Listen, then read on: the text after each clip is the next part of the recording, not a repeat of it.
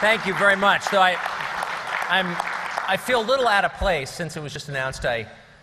Almost in the same sentence that I was winning an Excellence in Journalism Award and I'd worked at MSNBC. It was one of these things that just sort of didn't go together. I think by excellence in journalism they meant my time on Dancing with the Stars. So I am very honored. Thank you. I'm actually really honored. I don't have a ton of prepared remarks, but I'm very much honored to be here, and I'm grateful to be in such good company. I've run into a number of state legislators who, and I always think this every time I meet people from state houses in the rest of the country, they're so much nicer and less pompous than their counterparts here in Washington. No, I mean that. I mean that. I'm not going to name names, but I actually have, I'm about to embarrass someone, but I won't tell you who it is, but I was just talking to a state legislator who said he's from a Midwestern state where there's just tremendous pheasant hunting. I was just pheasant hunting actually in his state a couple weeks ago. And I said, oh, I just love your state, and it's just so great, and the food is great, and the women are pretty, and the birds are flying, and it's wonderful.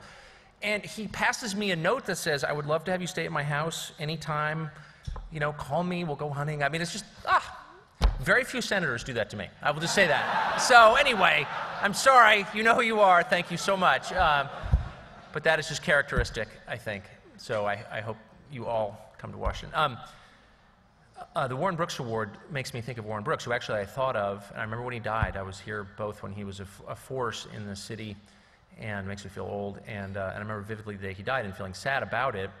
And I was thinking of him weirdly just the other day, last night, and having nothing to do with this honor, but just independently of Warren Brooks. And I was thinking, you know, how would Warren Brooks handle this story about the climate emails? Warren Brooks, those of you who didn't follow him, he wrote for a bunch of publications, including the Washington Times, which is in trouble now. He wrote in a different time, but he was very much gifted in explaining science in a way that ordinary people could understand and explain the public policy implications of science, something that is more relevant now maybe than ever in my lifetime. I'm 40, and not done very well by most people, then or now. And Warren Brooks was great at it, and great at explaining what this means in absolute terms and what it's going to mean to you.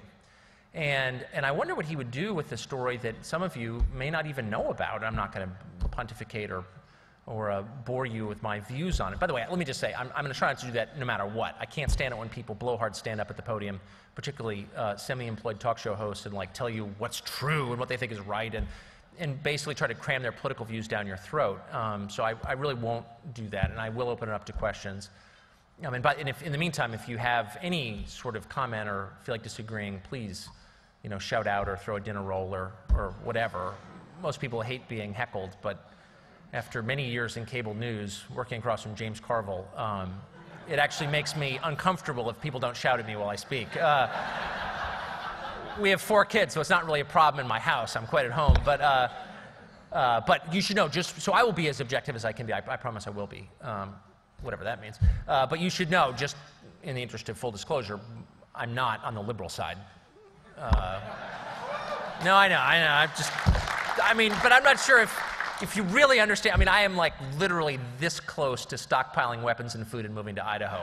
You know, I mean, I mean that, actually.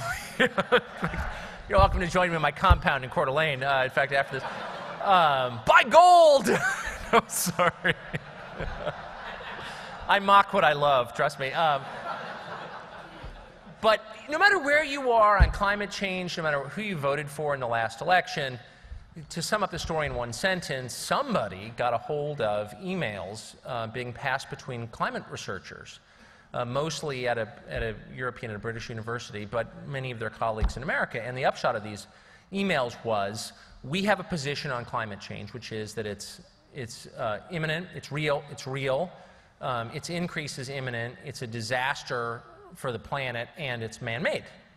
Some of which are probably objectively true, and most of which are, you know, open to debate and interpretation, but not in the eyes of the scientists whose emails were pilfered by somebody.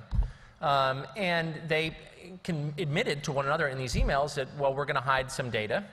Literally, just come out and kind of said that. Just memo to scientists subverting the scientific method, don't write it down, okay? Don't admit you're doing it. Just, it's like something Nixon should have taught us, but whatever. And yeah, so we're going to corrupt the data sets. We're going to keep other data sets from the public, and we're going to exclude from polite scientific discourse, i.e. peer-reviewed journals, anybody who doesn't agree with us. Because we know what the truth is. That's our starting premise. We know what's true, and we're going to try and make the data prove what we know to be true. Now, those of you who majored in theology in college recognize this, okay? This is a species. No, I'm serious. And I'm not even arguing the science. I'm a journalist and a Dancing with the Stars alum, so I mean, it's not like I'm going to call into question, you know, the ice core samples because I'm not qualified to do so. But I'm qualified to comment on what I believe the scientific method to be and what I believe scientific inquiry to consist of, and that is a kind of relentless openness to new evidence, right? It's a question-asking process. And almost any process by which you reach a logical conclusion bears resemblance to that, right? It's all about, you know, letting the facts drive your opinions. And something that we're very much lacking in Washington, but I thought, you know, the climate research community would sort of take for granted, but no. And so you would think that this news would be met with a profound embarrassment by those who got caught, you know, busted, you're cheating, we have you on tape, this is, you know, To Catch a Predator, this is Chris Hansen in action, you know what I mean? You're busted. And B, would be greeted with delight by people who really care about climate change as an issue. Because they want to know as much as they can, or should, but that's the nature of it. You know, just tell me everything you know, just tell me, and then I'll formulate a conclusion. That has not been the response in either case. And third, you would think that this news would be met with slack jaws by the press. Climate change is at the very center of the national debate right now. Next week, the Copenhagen Conference, of course, is opening. Our current president will apparently make pledges about our intent to reduce CO2 emissions. This is a big deal.